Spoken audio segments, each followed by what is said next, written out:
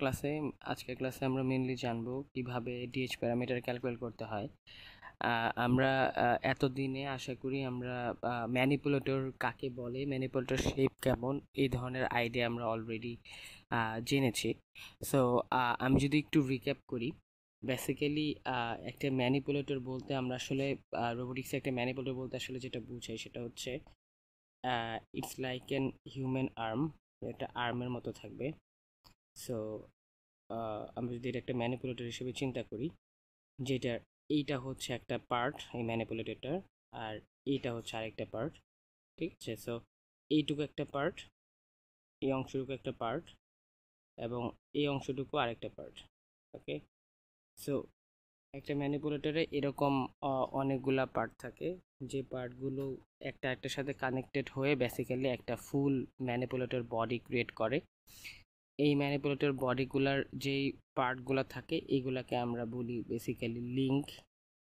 আর যেমন এই যে এটা একটা লিঙ্ক, এবং দুইটা লিঙ্ক বেসিক্যালি যে কানেকশনের মাধ্যমে কানেক্টেড হয় বা যে জয়েন্টের মাধ্যমে কানেক্টেড হয়, এটাকে আমরা ম্যানিপুলেটরের ভাষায় বলে থাকি জয়েন্ট। ওকে, আচ্ছা। সো এই স্ট্রাকচারটাতে আমরা একটা সুন্দর জিনিস খেয়াল করতে পারি, সেটা হচ্ছে ফর এক্সাম্পল আমরা যদি চিন্তা করি এই দুইটা, এই আর্ম এবং এই আর্ম বা এই দুইটা লিঙ্ককে আমরা রোটেট করব বা স্পেসিফিক্যালি এদেরকে আমি মুভ করব, তাহলে আসলে আমার কাছে একমাত্র অপশন হচ্ছে এই জয়েন্টগুলাকে রোটেট করা বা জয়েন্টগুলাকে মুভ করা। আমরা যদি জয়েন্টগুলা এমনভাবে ক্রিয়েট করি যেগুলোকে না বিভিন্ন মোটর দ্বারা তৈরি, সো সেগুলাকে যদি আমরা রোটেট করি, মোটরগুলাকে যদি আমরা রোটেট করি, তাহলেই কিন্তু বেসিক্যালি লিঙ্কগুলো রোটেট হবে বা মুভ হবে। ওকে, সো এই লিঙ্কগুলা, এই লিঙ্কটা বা এই লিঙ্কটা যদি রোটেট করাইতে চাই আমরা ফর এক্সাম্পল, তাহলে আমাদের এখানে আমার একটা মোটর লাগাতে হবে, যে মোটরটা ফর এক্সাম্পল এইরকম একটা অ্যাঙ্গেলে ঘুরবে।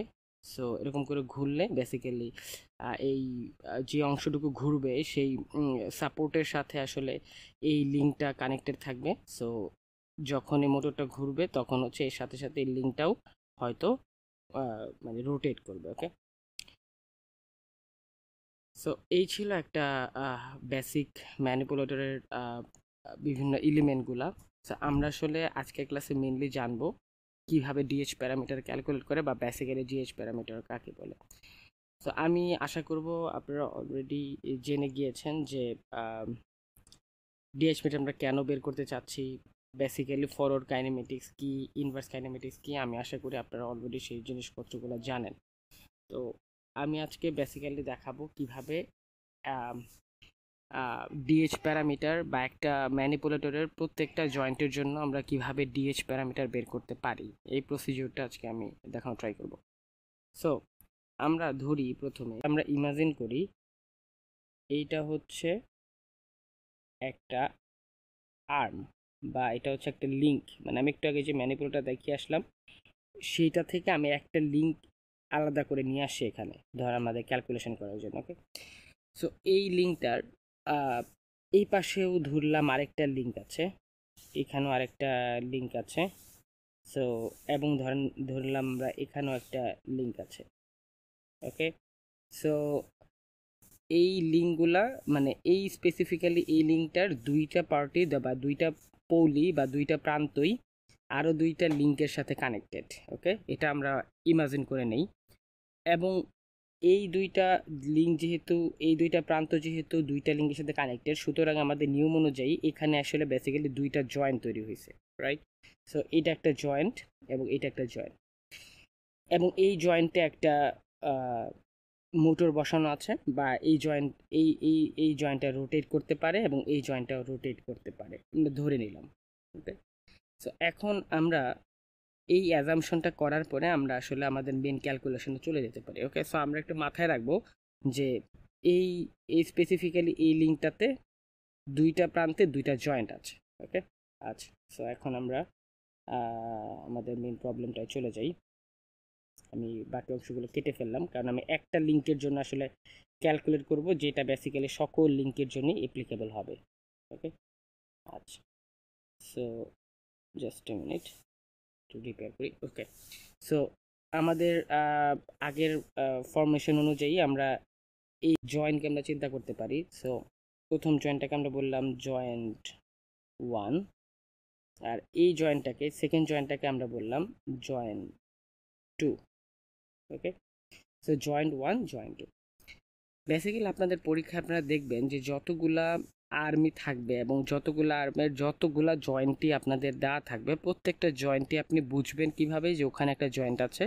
এটা বোঝার নিয়ম হচ্ছে, সহজ নিয়ম হচ্ছে, দেখবেন আর্মের যে পয়েন্টগুলাতে বা যেই অংশগুলাতে অ্যাক্সিস আঁকা আছে, এক্স ওয়াই জেড, মানে ধরেন এই যে এটা X axis, Z axis, Y axis, এরকম করে যদি কোথাও কোনো পয়েন্টে দেখেন অ্যাক্সিস আঁকা, তাহলে বুঝবেন বেসিক্যালি ওখানে একটা জয়েন্ট আছে। ওকে, এটা একটা বোঝার সহজ নিয়ম। আচ্ছা, সো আমাদের যেহেতু আমরা আগে থেকেই জানি যে এই পয়েন্ট এবং এই পয়েন্টে দুটো জয়েন্ট আছে, সুতরাং অবশ্যই আমাদের নিয়ম অনুযায়ী এই পয়েন্টে এবং এই পয়েন্টে কিন্তু দুইটা অ্যাক্সিসও থাকবে। ওকে, সো আমি দুইটা অ্যাক্সিসকে একটু ড্র করি। আচ্ছা, সরি। সো আমি ধরে নিলাম এই দিক বরাবর একটা অ্যাক্সিস আছে, উপরের দিকে একটা অ্যাক্সিস আছে। ওকে, একইভাবে এই দিক বরাবর একটা অ্যাক্সিস আছে, উপরের দিকে একটা অ্যাক্সিস আছে। সো আমরা অ্যাক্সিসগুলোকে নামকরণ করে ফেলি। ধরলাম প্রথমটাকে আমরা বললাম x0, এটাকে আমরা বললাম z0, এটাকে আমরা বললাম x1, এটাকে বললাম আমরা z1। ওকে, সো ডান দিকেরটা এই রাইটের দিকেরটাকে x বলতেছি, আর উপরের দিকেরটাকে আমরা z বলতেছি। ওকে, সো এই হচ্ছে আমাদের ফরমেশন। এখন এই ফরমেশন থেকে আমরা আরেকটু সিম্পল করে ফেলি। আমরা এখন আর্মটাকে মুছে ফেলি। আমরা জাস্ট, আমাদের কাছে ইম্পর্টেন্ট বিষয় হচ্ছে এই দুইটা অ্যাক্সিস, এই দুইটা অ্যাক্সিস আমাদের কাছে ইম্পর্টেন্ট। আর্মগুলো আমাদের কাছে এত ইম্পর্টেন্ট না, কারণ আমরা আর্ম থেকে শুধুমাত্র এইটুকু ইনফরমেশন জানবো যে কোথায় কোথায় জয়েন্ট আছে। তারপরে সকল ক্যালকুলেশন, সকল হিসাব নিকেশ আসলে হবে হচ্ছে জয়েন্টগুলোর অ্যাক্সিসগুলোকে দিয়ে। সো আমি আসলে আরও সিম্পলভাবে জিনিসটাকে আরও আঁকা ট্রাই করি। Just a minute.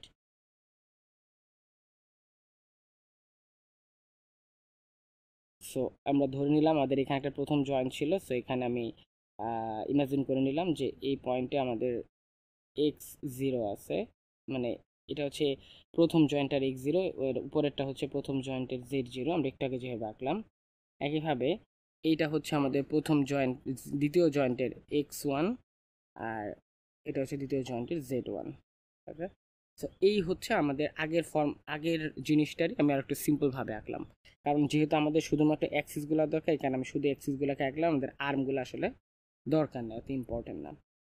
আচ্ছা, এখন আমরা একটু মনে রাখবো যে বেসিক্যালি যখন আমরা কোনো একটা জয়েন্টের জন্য লিঙ্ক প্যারামিটার বের করব, তখন আসলে আমাদের 4টা প্যারামিটার বের করতে হয়, কারণ ডিএইচ প্যারামিটার বা লিঙ্ক প্যারামিটার বেসিক্যালি 4টা হয়। তো 4টা প্যারামিটারগুলো কী কী আমি একটু যদি লিখি, বেসিক্যালি 4টা প্যারামিটার, একটা হচ্ছে, একটাকে আমরা বলি আলফা, একটাকে বলি আমরা এ, একটাকে বলি আমরা ডি, আর একটাকে বলি আমরা থেটা। ঠিক আছে, সো বেসিক্যালি 4টা ভ্যালু আমাদের প্রত্যেকটা জয়েন্টের জন্যই বের করতে হবে। ওকে, সো কীরকম, আমরা যখন প্রথম জয়েন্টের জন্য বের করব, তখনও ওই জয়েন্টের জন্য একটা আলফার ভ্যালু হবে, মানে যেটা যেমন আমাদের প্রথম জয়েন্ট, জয়েন্ট 1 বললাম আমরা, এটা আমাদের দ্বিতীয় জয়েন্ট, জয়েন্ট 2 বললাম আমরা। সো এই জয়েন্ট আর এই জয়েন্ট সবগুলোর জন্যই কিন্তু আমাদের 4টা করে ভ্যালু তৈরি হবে। যেমন জয়েন্ট 1-এর জন্য 4টা ভ্যালু তৈরি হবে, জয়েন্ট 2-এর জন্য 4টা ভ্যালু তৈরি হবে। যে 4টার একটা হচ্ছে আলফা, একটা হচ্ছে দ্বিতীয়টা হচ্ছে এ, তৃতীয়টা হচ্ছে ডি, চতুর্থটা হচ্ছে থেটা। এরকম করে আমরা আসলে আলফা, এ, ডি, থেটা সবার জন্যই আসলে ভ্যালু ক্যালকুলেট আমরা করব। ওকে, তো আমরা প্রথমে চলে যাই জয়েন্ট 1-এর 4টা ভ্যালু ক্যালকুলেশনে। সো আমরা জয়েন্ট 1-এর ক্রমান্বয়ে আলফা, এ, ডি, থেটা 4টা বের করব। সো নিয়মটা একটু ভালো করে আমরা খেয়াল করি। একটা জয়েন্টের জন্য যদি আমরা বের করতে পারি, তাহলে বেসিক্যালি আমরা সমস্ত জয়েন্টের জন্য বের করতে পারবো একই প্রসিজিওরে। ওকে, সো নিয়মটা হচ্ছে, আমরা প্রথমে বের করি আলফার ভ্যালু। আলফার ডেফিনেশনটা একটু শুনি। আলফার ডেফিনেশনটা হচ্ছে, আলফাকে আমরা বলি twist angle. So twist angle basically যেটা মিন করে সেটা হচ্ছে, আপনারা যে জয়েন্টের জন্য বের করতে চাচ্ছেন, যেমন আমরা বের করতে চাচ্ছি জয়েন্ট 1-এর জন্য, সো এই যেই জয়েন্টের জন্য বের করতে চাচ্ছি সেই জয়েন্ট এবং তারপরের জয়েন্ট। ওকে, তারপরের জয়েন্ট মানে বেসিক্যালি এখানে মিন করতেছে জয়েন্ট 2। সো যার জন্য আমরা বের করব সেই জয়েন্ট এবং তার পরের জয়েন্টের জেড অ্যাক্সিসের মধ্যবর্তী অ্যাঙ্গেলকে আমরা বলি আলফা। ওকে, তার মানে জয়েন্ট 1 এবং জয়েন্ট 2 এর যে জেডগুলো আছে তাদের মধ্যবর্তী যে অ্যাঙ্গেল, তাদের মাঝখানের যে মানে তাদের যে পারস্পরিক যে অ্যাঙ্গেলটা, সেটাই বেসিক্যালি আমাদের আলফা মিন করে। তাহলে এখানে দেখেই আমরা বুঝতে পারতেছি আসলে Z0 এবং Z1 এর মধ্যবর্তী অ্যাঙ্গেল আসলে 0 ডিগ্রি। বাট এটা আমরা আরো ক্লিয়ারলি আর একটু সুন্দর করে বুঝতে পারি ভাবে, ধরুন আমি আঁকলাম এরকম করে, উপরের দিকে আমরা ক্লিয়ারলি দেখতে পারতেছি Z0টা উপরের দিকে, রাইট? একইভাবে আমরা যদি Z1টা আঁকি, Z1টা উপরের দিকেই না, সো আমি Z1টা যদি আঁকি, এটা বেসিক্যালি একই রকমই একটা জিনিস হবে। ওকে, এটাও আসলে Z1, Z1টাও Z0-র মতো একটা জিনিস, এটা উপরের দিকে, Z0টাও উপরের দিকে। ওকে, যেহেতু দুইটা জিনিসের সিমিলার প্যাটার্নে আছে, সিমিলার ভাবে আছে, সিমিলার ডিরেকশনে আছে, সুতরাং তাদের মধ্যবর্তী অ্যাঙ্গেল হচ্ছে ক্লিয়ারলি 0 ডিগ্রি। সুতরাং এই উদাহরণ যে আমরা বলতে পারি আলফার ভ্যালু হচ্ছে 0 ডিগ্রি। ওকে, আচ্ছা, তো আমরা এখন চলে যাই আরেকটা সিনারিও দেখি যেখান থেকে আমরা ট্রাই করব আলফার ভ্যালু বের করতে। আচ্ছা, দেখি, ধরলাম আমরা এখানে একটা জয়েন্ট আছে, এই জয়েন্টটার এই দিকে হচ্ছে x0 আর এই দিকে হচ্ছে Z0।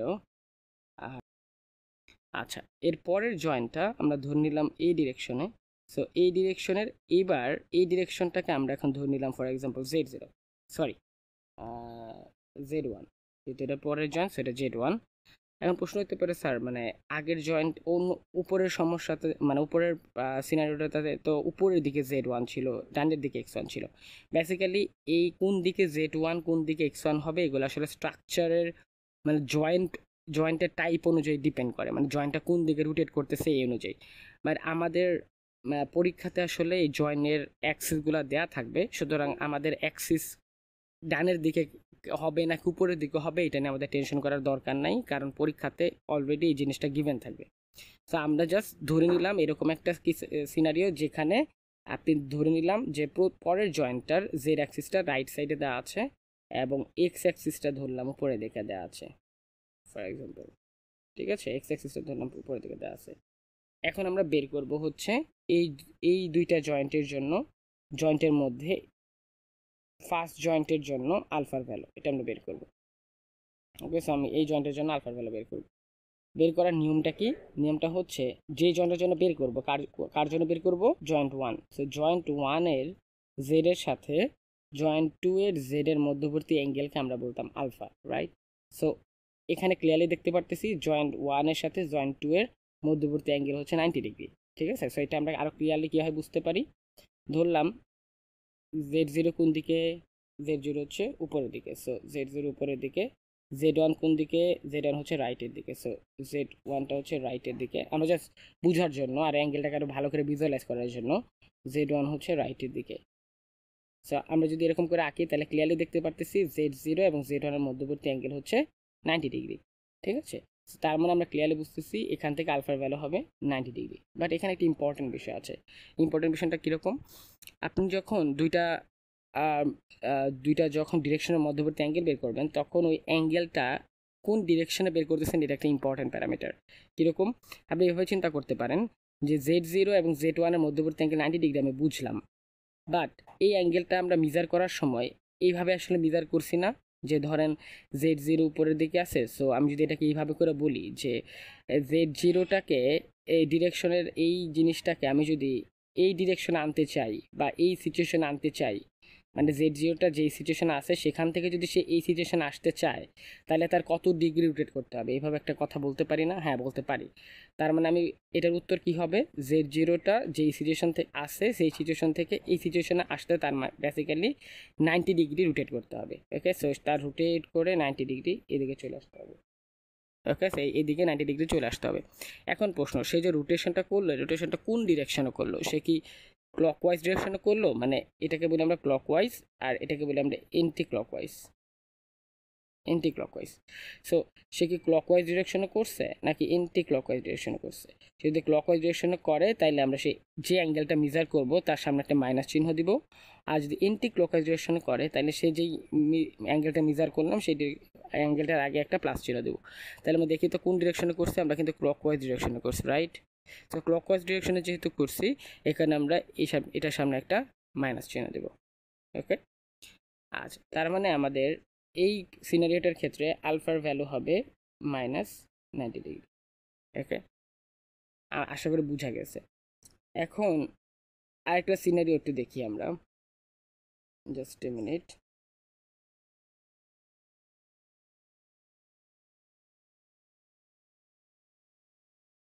একটা সিনারিওর কথা চিন্তা করি। ধরলাম এই সিনারিওতে জেডটা এই দিকে দেওয়া নাই। ধরলাম আরেকটা সিনারিওতে জেড এর ডিরেকশনটা হচ্ছে এই দিকে। আচ্ছা, আরেকটা সিনারিওতে আমরা আসলে দেখলাম যে আমাদের Z1 বেসিক্যালি এই ডিরেকশনে দেওয়া, Z0টা আগের মতোই।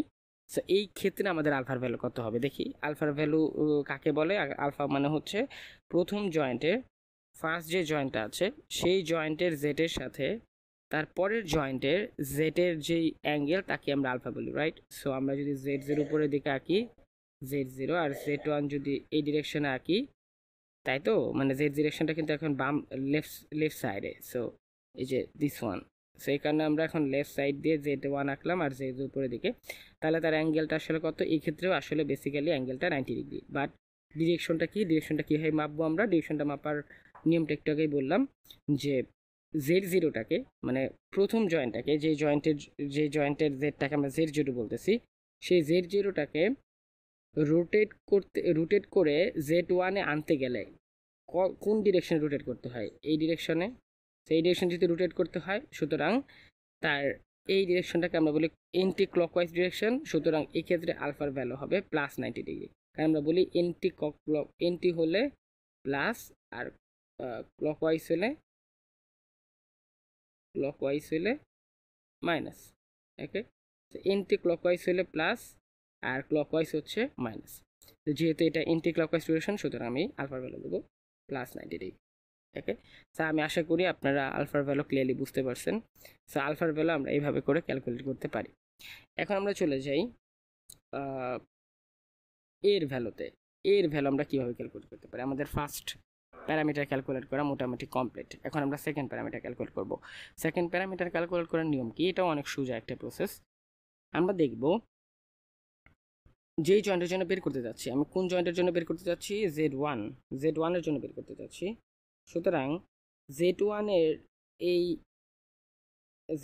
এর এই মানে আমরা আমাদের ফর্মুলাটা হচ্ছে এরকম, যেই জয়েন্টের জন্য আমরা বের করব সেই জয়েন্টের সেন্টার থেকে, মানে এটা হচ্ছে তাই সেই জয়েন্টের সেন্টার বা অরিজিন, যে দিস ওয়ান, এটা হচ্ছে সেন্টার বা অরিজিন। ওই জয়েন্টের সেন্টার থেকে তারপরের জয়েন্টের সেন্টার কোনটা? এইটা, দিস ওয়ান। সো যে জয়েন্টের জন্য বের করব সেই জয়েন্টের সেন্টার থেকে তারপরের জয়েন্টের সেন্টারের মধ্যবর্তী ডিস্টেন্স আমরা ক্যালকুলেট করব, ডিস্টেন্স।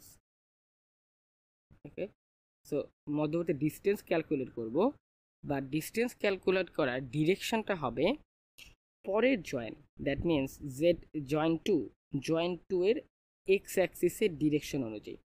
ওকে, তার মানে আমি দুইটা পয়েন্টের, এই পয়েন্ট এবং এই পয়েন্টের ডিস্টেন্স ক্যালকুলেট করব পরের পয়েন্ট দিস পয়েন্ট, এই পয়েন্টের এক্স অ্যাক্সিস বরাবর। তার মানে আমাকে আসলে বের করতে এখানে বলা হচ্ছে এই পয়েন্টটা থেকে বেসিক্যালি এই পয়েন্টটা কতটা রাইটে আছে, রাইট সাইড কেন বললাম? কারণ দেখেন জয়েন্টটা কিন্তু রাইট সাইডকে ডিনোট করতেছে, এই যে এই অ্যাক্সিসটা রাইট সাইড ডিনোট করতেছে। সুতরাং আমার এই পয়েন্ট থেকে এই পয়েন্টের ডিস্টেন্স আমরা বের করব রাইট সাইডে, তার মানে বেসিক্যালি আসলে এইটুকু ডিস্টেন্স। ওকে, আমি যদি অন্য একটা কালার দিয়ে দেখাই, এটা বেসিক্যালি এই পয়েন্ট থেকে এইখান থেকে এই পর্যন্ত এইটুকু ডিস্টেন্স আমরা আসলে ক্যালকুলেট করতে হবে। এটাকে আমরা বলতেছি আসলে বেসিক্যালি আমাদের এ। তার মানে এ কাকে বলে? এ মানে হচ্ছে যে জয়েন্টের জন্য ক্যালকুলেট করব সেই জয়েন্ট থেকে তারপরের জয়েন্টের সেন্টার পয়েন্টের ডিস্টেন্স, তারপরের জয়েন্টের এক্স অ্যাক্সিস এর দিকে। ওকে, সেইটাকে আমরা বলি এ। তার মানে এই কেস অনুযায়ী এখান থেকে এইটুকু, এইটুকু ডিস্টেন্সকে আমরা বলতেছি এ। ওকে, আচ্ছা, সো আমরা এই কেসটার জন্য চিন্তা করি, দেখি তো। আচ্ছা, না, আগে আমরা একটা সহজ উদাহরণ দেখি, তারপর আমরা আসলে এটা দেখব।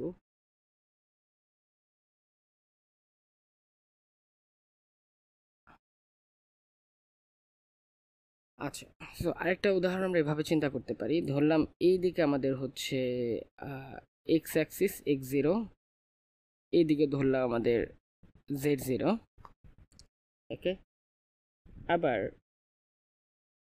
এই দিকে ধরলাম আমাদের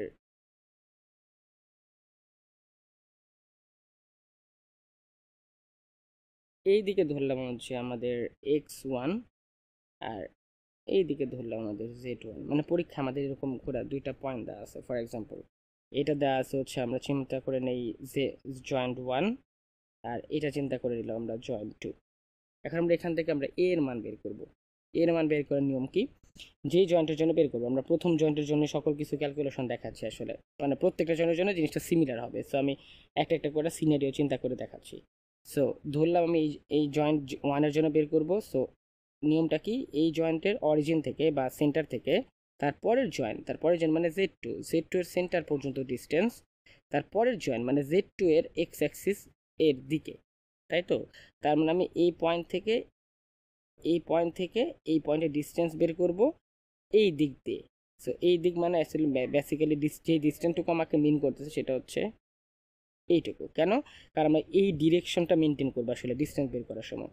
সো এই পয়েন্ট থেকে এই ডিরেকশনে, মানে এই ডিরেকশনে আমরা আসলে ডিস্টেন্সটা ক্যালকুলেট করবো। সো এই ডিরেকশনে ক্যালকুলেশন করলে বেসিক্যালি ডিস্টেন্সটা বের হলো আমাদের এই পয়েন্ট থেকে এইটুকু।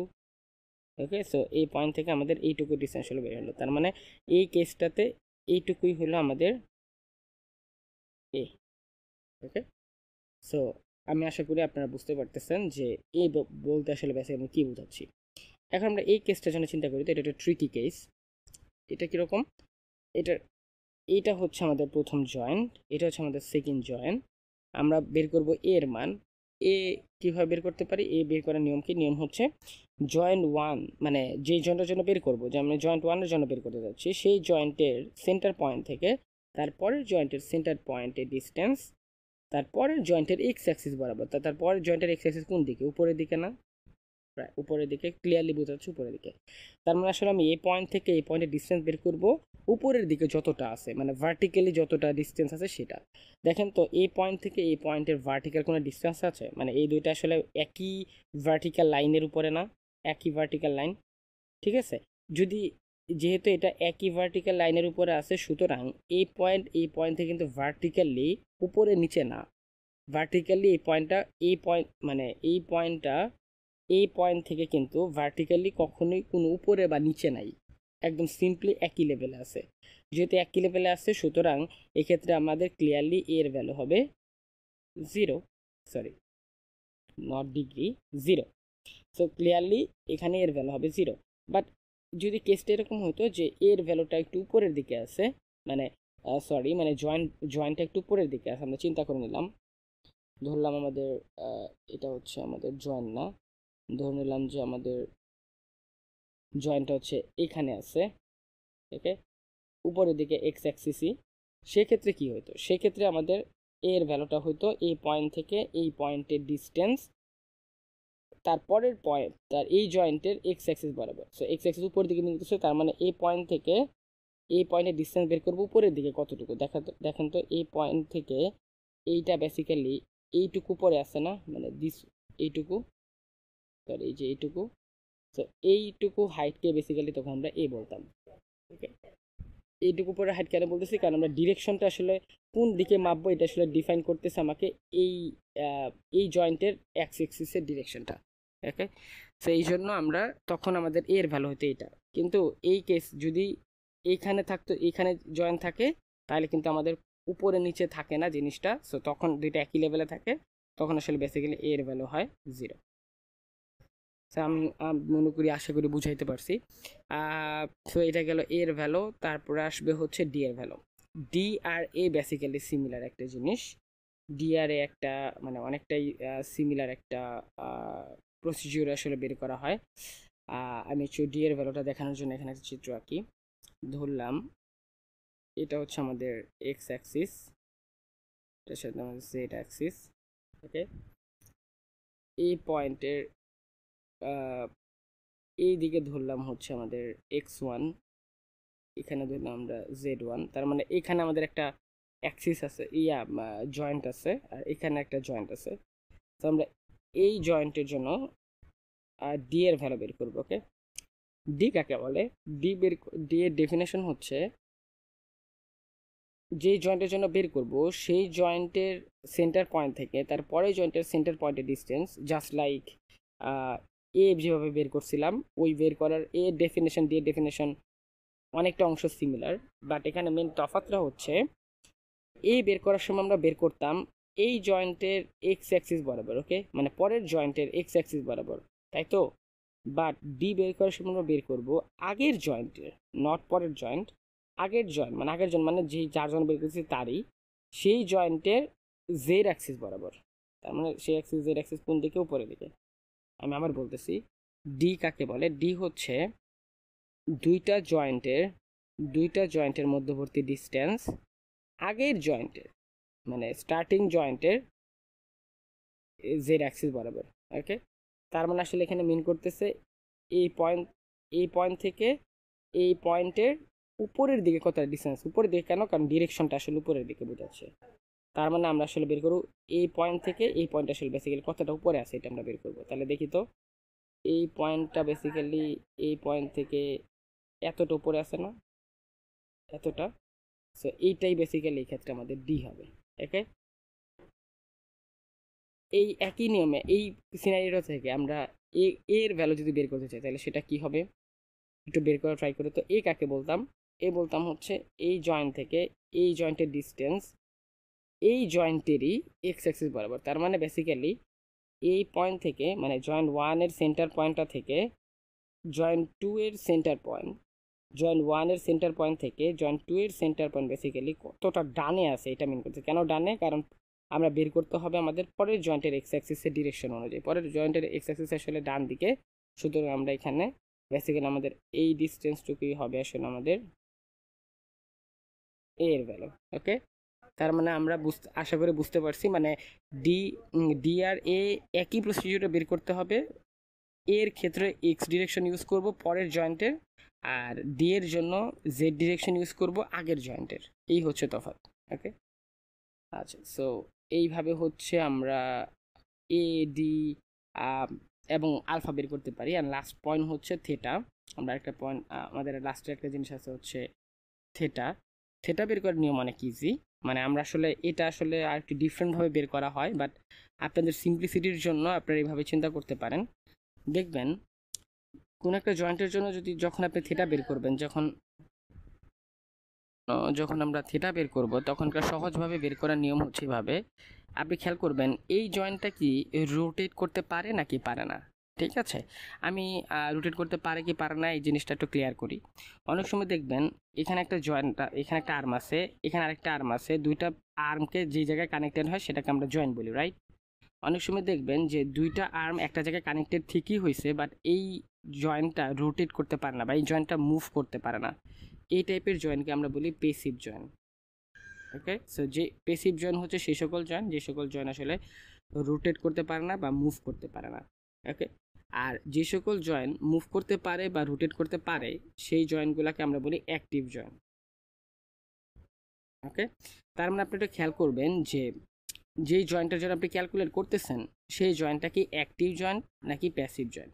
ওকে, সো এইটাকে প্রথমে খেয়াল করবেন। যদি প্যাসিভ জয়েন্ট হয় তাহলে চোখ বুঝে থেটার ভ্যালু হবে 0 ডিগ্রি।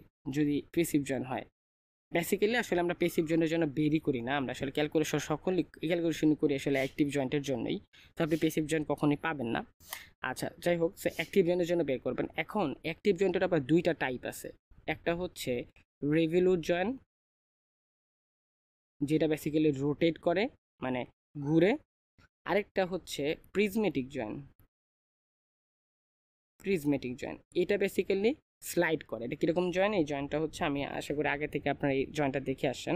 প্রিজমেটিক জয়েন্ট হচ্ছে এরকম জয়েন্ট, ধরলাম এটা একটা আর্ম, এই আর্মটা একটা হোলের ভিতরে এরকম একটা সাপোর্টের ভিতরে আটকানো আছে। সো এই আর্মটা হচ্ছে রাইট এবং লেফট হচ্ছে স্লাইড করে, মানে লাইক এই যে এরকম। এই যে এরকম স্লাইড করে, সো ডানে যায় বা বামে আসে। সো এই টাইপের জয়েন্টকে আমরা বলি প্রিজমেটিক জয়েন্ট বা লিনিয়ার জয়েন্ট। আর রিভলিউট জয়েন্ট হচ্ছে এটা মোটরের মতো, এটা সিম্পলি ঘুরায়, এটা জাস্ট এরকম করে ঘুরায়। সো এই জয়েন্টগুলোকে আমরা বলি রিভলিউট জয়েন্ট। তবে খেয়াল করবেন যে জয়েন্টের জন্য আপনি ক্যালকুলেট করতেছেন সেই জয়েন্টটা কি রিভলিউট জয়েন্ট নাকি প্রিজমেটিক জয়েন্ট। একটু আগেই বললাম পেসিভ জয়েন্ট নাকি অ্যাক্টিভ জয়েন্ট, আমি বললাম আবার এটা সাথে সাথেই বলে দিলাম যে পেসিভ জয়েন্টের জন্য আপনাদের পরীক্ষায় কখনই আসবে না ক্যালকুলেশন, যত ক্যালকুলেশন সব কিছু আসলে অ্যাক্টিভ জয়েন্টের জন্যই আসবে। সো অ্যাক্টিভ জয়েন্টের মধ্যে আপনি খেয়াল করবেন যে জয়েন্টটা দেওয়া আছে সেটা কি রিভলিউট জয়েন্ট নাকি প্রিজমেটিক জয়েন্ট। সো যদি সেটা রিভলিউট জয়েন্ট হয় তাহলে চোখ বুঝে এটার উপরে দেখবেন একটা থেটা লেখা আছে, মানে θ1 θ2 এরকম একটা ভ্যালু লেখা থাকবে। বেসিক্যালি এটা অনেক সময় জেডের উপরে লেখা থাকে, ধরুন জেডের অ্যাক্সিসের উপরে লেখা আছে ধরুন θ1 বা θ2 বা θ2 এরকম করে লেখা থাকে, θ2 এরকম করে লেখা থাকে। যেই অ্যাঙ্গেলটাই লেখা থাকবে আপনি সিম্পলি থেটার জায়গায় হচ্ছে সেই অ্যাঙ্গেলটাকেই বসাই দেবেন। যদি θ1 থাকে লেখা তাহলে θ1 বসাবেন, যদি θ2 থাকে লেখা θ2 বসাবেন। যেমন জয়েন্ট 1-এর যখন বের করবেন তখন আপনি এই কেসটাতে θ1 বসাবেন, জয়েন্ট 2-এর জন্য যখন আপনি ক্যালকুলেট করবেন তখন এর কাছে θ2 বসাবেন। কেন? কারণ এখানে θ2 দেওয়া। ওকে, সো এরকম করে থেটাটা বের করবেন। থেটাটা একদম সিম্পল, জাস্ট দেওয়া আছে ওভাবে করেই বসিয়ে দেবেন। ওকে, সো এই ছিল হচ্ছে আমাদের বেসিক কিছু রুলস রেগুলেশন, যেগুলোর উপর বেস করে আসলে আমরা আমাদের আলফা, ডি, থেটা এবং এগুলো বের করতে পারি। আশা করি আপনারা বেসিক ইনটিউশনটা বুঝতে পারছেন। এখন আপনারা যদি একদম একটা প্র্যাকটিক্যাল উদাহরণ সলভ করি তাহলে আসলে জিনিসটা ক্লিয়ার হয়ে যাবে। বাট মেক শিওর আপনার পুরো কনসেপ্টে আসলে ভালো করে মাথায় সুন্দর করে মানে ইনসার্ট করতে পারছেন। আপনারা চাইলে ভিডিওটা বারবার করে পজ করে রিওয়াইন্ড করে দেখতে পারেন, বাট মেক শিওর আপনি প্রত্যেকটা প্যারামিটার ক্যালকুলেশনের ডেফিনেশনটাই ক্লিয়ারলি মাথায় নিতে পারছেন। ওকে, সো আমরা নেক্সট ভিডিওতে আসলে প্র্যাকটিক্যাল কিছু একদম ফুল ম্যানিপুলেটরের স্ট্রাকচার ওয়াইজ আমরা আসলে প্রত্যেকটা জয়েন্টের জন্য একদম আলফা, এ, ডি, থেটা এগুলো একদম সিকোয়েন্সিয়ালি বের করা দেখাবো।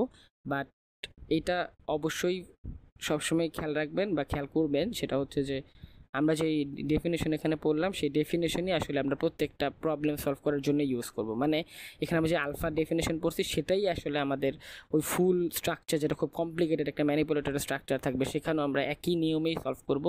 এর ভ্যালুটাও একই নিয়মে বের করব, ডি এর ভ্যালুটাও, থেটার ভ্যালুটাও একই নিয়মে বের করব। সুতরাং যেই নিয়মটা এখানে দেখানো হলো এই নিয়মটা আপনারা ভালো করে মাথায় নেওয়ার ট্রাই করবেন। ওকে।